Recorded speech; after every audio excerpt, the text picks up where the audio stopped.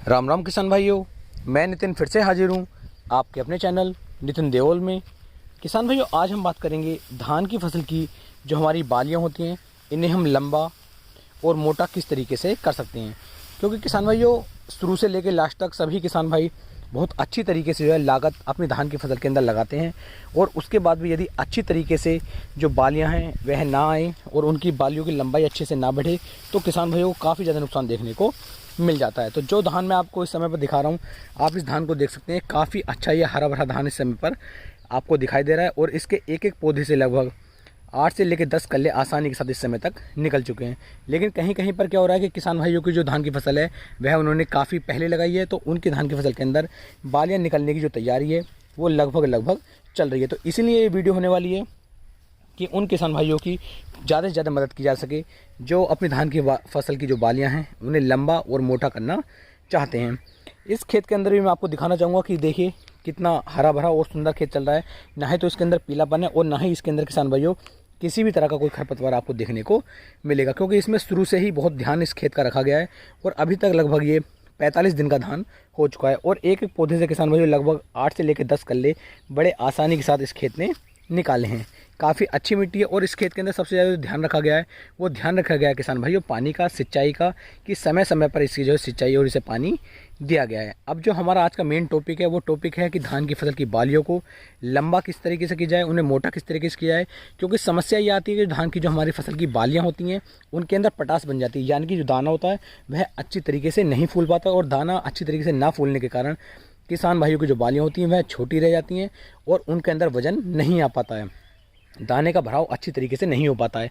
तो यही सब कुछ आज मैं इस वीडियो में बताऊंगा कि दाने का भराव अच्छे से कैसे हो, जो हमारी धान की बालियां हैं ये अच्छी तरीके से बड़ी कैसे बने और लगातार चमकदार ये कैसे बने। क्योंकि जितना सुंदर धान हमारा लगेगा मार्केट में पहुंचने के बाद, मंडी में पहुंचने के बाद, ये उतना अच्छी तरीके से ही बिक पाएगा। तो हर चीज़ का हमें इस चीज़ का भी ध्यान रखना होता है। तो इसी के लिए मैं आपको बता रहा हूँ। तो किसान भाइयों, धान की बालियों को लंबा करने के लिए और इन्हें मोटा करने के लिए कई सारी चीज़ों की बड़ी आवश्यकता हमें पड़ती है किसान भाइयों। लेकिन इस समय पर जो हमें स्प्रे की आवश्यकता पड़ेगी, एक स्प्रे इस समय पर आप कर सकते हैं, या फिर नीचे भी आप एक खाद डाल सकते हैं। पहले मैं स्प्रे के बारे में किसान भाई आपको बता दूं। आपको यहाँ पर यदि स्प्रे की बात की जाए तो NPK 0050 जो हमारा आता है, जिसके अंदर नाइट्रोजन की मात्रा 0, फास्फोरस की मात्रा 0 और पोटास की मात्रा किसान भाई इसके अंदर 50% दी हुई होती है। तो सबसे ज़्यादा उपयोगी कार्य करता है यहाँ पर NPK 0050 करता है, क्योंकि पोटास की इस समय पर हमारी धान की फसल को बहुत ज़्यादा आवश्यकता होती है। और इस समय पर यदि आप पोटास को धान की फसल के अंदर भरपूर मात्रा में दे देते हैं तो आपकी धान की फसल की बालियां बहुत अच्छी तरीके से लंबी, मोटी और शानदार होकर के चलती हैं और इन पर लगातार चमक बनी रहती है। इसके लिए कितनी मात्रा आपको लेनी है वो मैं आपको बता दूं। किसान भाइयों, आपको लगभग 1 किलो 200 ग्राम यहाँ पर NPK 0050 को लेना होगा, और लगभग 150 से लेके 180 लीटर पानी के अंदर आपको इसे अच्छी तरीके से मिक्स करने के बाद अपनी धान की फसल पर आपको बालियाँ निकलने से लगभग 5 से लेके 7 दिन पहले इसका स्प्रे कर देना है। यदि आप ऐसा करेंगे तो बहुत शानदार और बहुत ही अच्छे रिजल्ट आपको यहाँ पर निकल करके मिलेंगे। दूसरा किसान भाइयों, कुछ किसान भाइयों की समस्या ये आ रही है कि उनकी जो धान की फसल है उसकी बढ़वार बहुत तेज़ी के साथ हो रही है। यदि बढ़वार आपकी धान की फसल की तेज़ी के साथ हो रही है तो आप इसके ऊपर किसी भी एक अच्छे PGR टॉनिक का उपयोग कर सकते हैं। इसके लिए भी मैं एक डेडिकेटेड वीडियो आपको कल या परसों में बना करके दूंगा, जिससे कि आप अपनी धान की फसल की बढ़वार को रोक सकते हैं। क्योंकि यदि बढ़वार अच्छे से होती रहेगी तो आपकी जो बालियाँ होंगी वह अच्छी तरीके से ना ही तो लंबी हो पाएंगी और ना ही बड़ी हो पाएंगी।